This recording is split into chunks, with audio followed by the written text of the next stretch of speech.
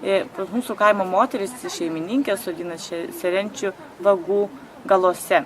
Šiaip serenčios, kaip ir sako ir mama, iš mamos, sakykime, prisiminimo, tai serenčios atbaido amarus, atbaido tos kenkėjus, kurie mėgsta įsisukti daržus, į daržovės. Bazilikas, irgi šeimininkės iš tos patirties, iš savos ir iš pasakojimų, iš mamos pasakojimų, bazilikas sodinamas tarp pomidorų šiltnamiuose. O dar trečias dalykas, tai kopūstus ir visas gūžinės daržovės barstyti pelenais. Kai tik išdygsta kopūstų rasoda, vadinama, daigai, juos reikia apibarstyti pelenais.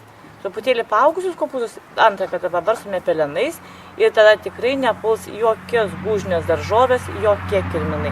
Tą žinau iš savo patirties, iš mamos patirties, tai tikrai labai veiksminga.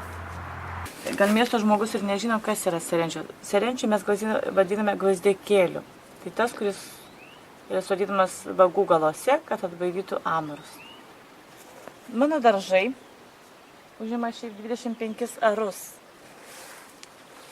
Daržai, svogūnai, krapai, petražolės, dašiai. Plotas nemažas, nusiravėti yra gan sunku, bet nusiravėm savo jėgom, padedant sūnui ir dukrai. Šiais laikais technologijos, tai yra tokia technika kaip frezas, palengvina mūsų darbą. Ir pravažiuojam frezu ir būtent truputėlį mažiau darbo. O šiaip labai gražu, smagu, kad daržovės auga ir jos šiais metais labai smagu, kad yra ir tos drėgmės pakankamai, ir saulės.